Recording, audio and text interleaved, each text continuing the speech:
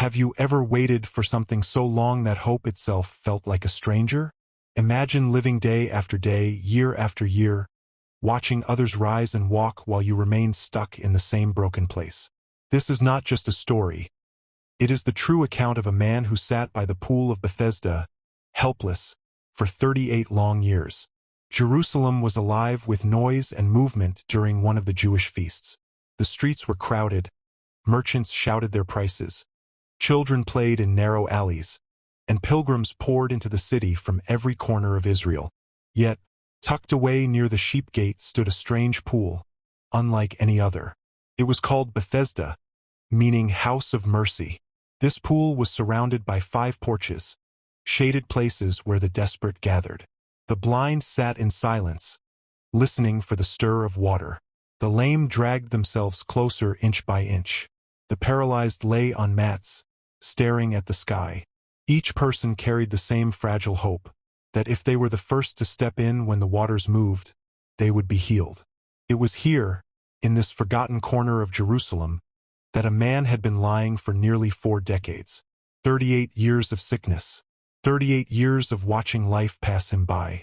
38 years of hoping, but never reaching. Little did he know that his wait was about to end.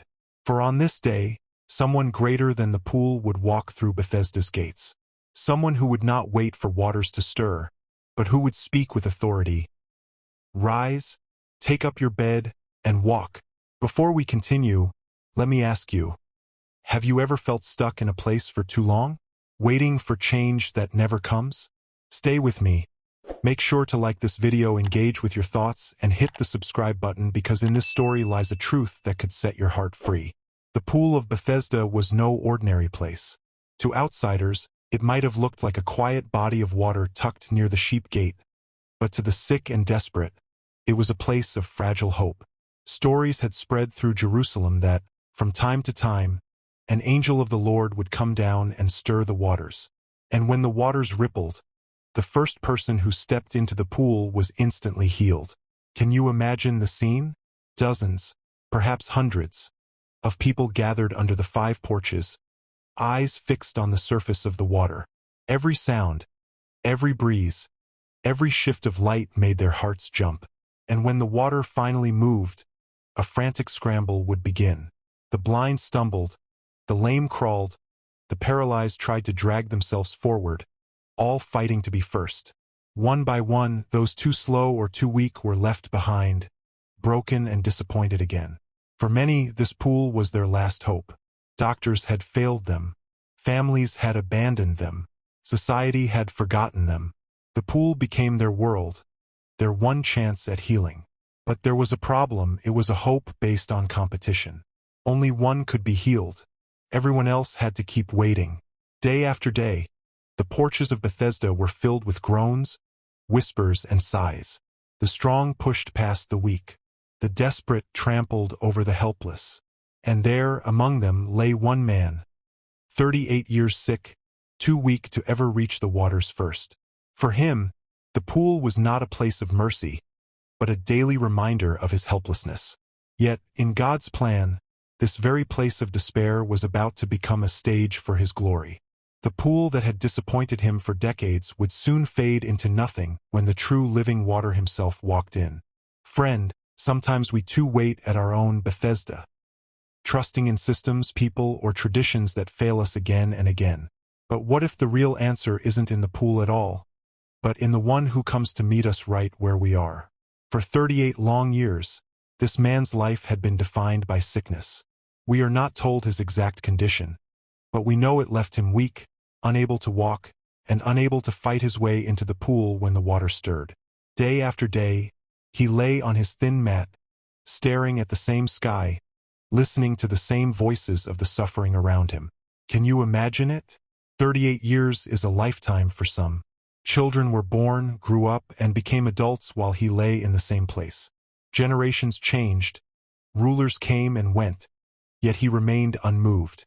He had seen others healed, others walking away joyfully after touching the water.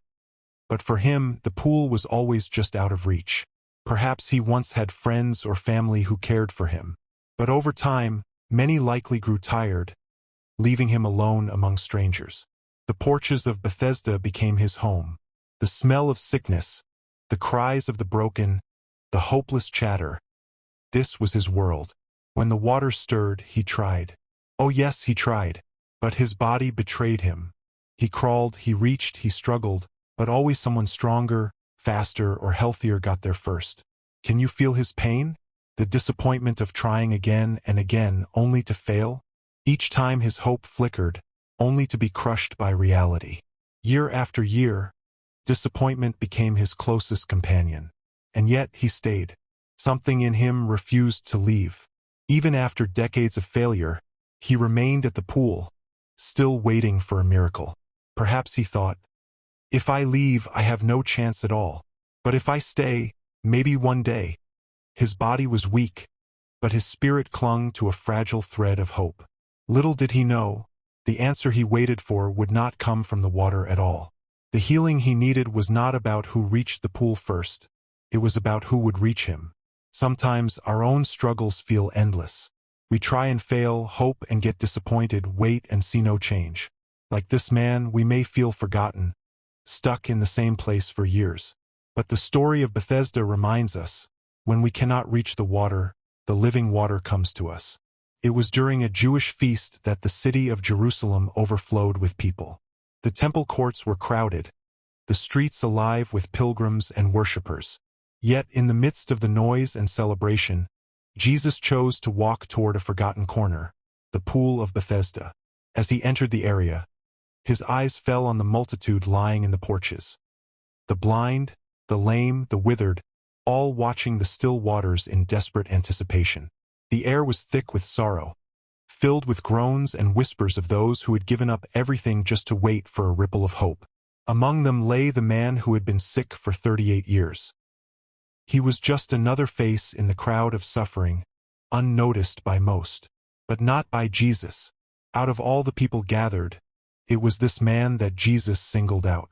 Jesus walked closer, his step steady, his gaze fixed on the broken figure stretched out on the mat.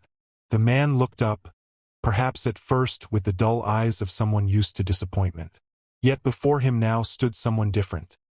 Not another desperate soul, not another passerby with pity in their eyes, but a man with authority, calmness, and compassion shining in his face. The porches of Bethesda had seen countless visitors over the years, but none like this. The sick man did not know it yet, but the long years of waiting were about to end. Not with a rush to the water, but with a word. Jesus stood before the man, his presence commanding attention even in the midst of the suffering crowd. Then he asked a question so simple yet so piercing. Do you want to be made well? At first it seemed almost strange. Of course the man wanted to be healed. Why else would he remain by the pool for 38 years?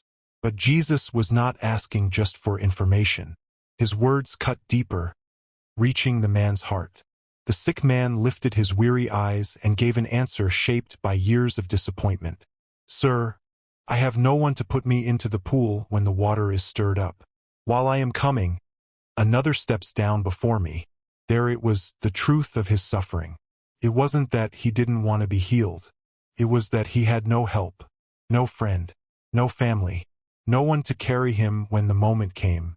Every attempt ended in failure, and every failure deepened his despair. In his mind, healing could only come one way, through the waters. But standing before him was the one who came to show a different way. The man looked at the pool for hope, but Jesus wanted him to look up, to the true source of life and restoration. That question was more than a test. It was an invitation, an open door, a moment when 38 years of waiting met a chance for something new. The man had spoken his excuse. Now it was time for Jesus to speak his command. The air around the pool was still. The sick man had spoken of his helplessness, his loneliness, his years of waiting. Then Jesus' voice broke through the silence with words unlike any the man had ever heard. Rise, take up your bed, and walk. There was no stirring of the waters, no angel descending, no rush or scramble, just a command clear, direct, filled with authority. For a moment, perhaps, the man's mind must have raced. Rise? After 38 years? Could it be possible? Yet even as doubt may have flickered, something stronger moved within him. At that instant, strength surged into his body. Muscles long withered awakened. Bones stiff from years of weakness grew firm. His body obeyed the voice that carried divine power. Slowly, trembling, he pushed himself up. Then, to the amazement of those watching, he stood. His legs, once useless, now held his weight. He bent down, rolled up the mat that had been his prison for decades, and walked. The porches of Bethesda must have erupted with shock. Those who had seen him lying there for years now watched in awe as he moved freely, no longer bound by sickness. The man who could never reach the waters had been healed by the one who needed no waters at all. In a single moment, 38 years of waiting ended. Not by chance, not by competition, but by the living word of Jesus Christ. The man walked through the streets of Jerusalem, carrying his rolled-up mat under his arm. For the first time in 38 years, he moved freely. Each step was a miracle. Each breath was a reminder that his long nightmare was over. But not everyone rejoiced. As he passed through the city, the Jewish religious leaders noticed him. Instead of celebrating his healing, their eyes fixed on one detail, the mat he carried. It was the Sabbath day, and according to their strict rules, carrying a burden was considered work, forbidden on this holy day. They stopped him and demanded, "It is the Sabbath. It is not lawful for you to carry your bed." The man, still overwhelmed by his healing, answered honestly, "He who made me well said to me, 'Take up your bed and walk.'" Their interest sharpened. Who was this man who dared to give such a command on the Sabbath? But the healed man could not answer. He didn't even know who Jesus was. In the crowd, Jesus had already slipped away. The leaders were less concerned with the miracle than with their rules. They looked past the joy of a man healed after 38 years and focused instead on their traditions. What should have been a moment of celebration became a confrontation. Later that day, the man who had been healed found himself in the temple. Perhaps he had gone there to give thanks, or maybe to show himself as restored after so many years of being unclean and excluded. For the first time in decades, he walked into the house of God not as a beggar, but as a man made whole. There, among the temple courts, Jesus found him again. Their eyes met, and this time the man knew exactly who he was. Jesus stepped closer and spoke words that reached beyond the healing of his body. "See, you have been made well. Sin no more, lest a worse thing come upon you." It was a warning, but also a call to a new life. His healing was not just about walking again. It was an invitation to live differently, to leave behind whatever sins had once bound him. Physical restoration was a gift, but spiritual restoration was the greater need. The man now understood. He had waited 38 years for water, but in one moment, the Son of God had given him not only strength in his legs, but a chance at a renewed life. From that moment, he went and told the Jewish leaders that it was Jesus who had healed him. The man who once sat forgotten by the pool was now a living testimony of Christ's power. When the man revealed that it was Jesus who had healed him, the reaction of the Jewish leaders grew sharper. News spread quickly. A man who had been crippled for 38 years now walked freely, carrying his bed through the streets, and the one responsible was Jesus of Nazareth. Instead of awe, anger filled their hearts. The miracle could not be denied, yet it clashed with their traditions. To them, healing on the Sabbath was a violation, a challenge to their authority. They began to see Jesus not as a teacher or prophet, but as a threat. From that day forward, the leaders sought him out, questioning, criticizing, and plotting. The Pool of Bethesda, once a place of waiting and sorrow, had now become the spark that ignited open conflict. For in healing this one forgotten man, Jesus revealed something greater, that mercy was above ritual, and that the Son of God held authority over every sickness, every law, and even the Sabbath itself. And so, while the healed man walked in freedom, a storm was beginning to gather around the one who had spoken life into his broken body. The story of the man at the Pool of Bethesda is more than a record of one miracle. It is a reminder that no matter how long the wait, no matter how deep the pain, Jesus sees, Jesus speaks, and Jesus restores. 38 years of despair ended with one encounter, One command, one act of mercy. And just as he spoke to that man, he still speaks today. Rise, take up your bed, and walk. Dear viewer, don't lose hope in your waiting. Don't keep looking at the waters that never move. Look instead to the one who comes directly to you.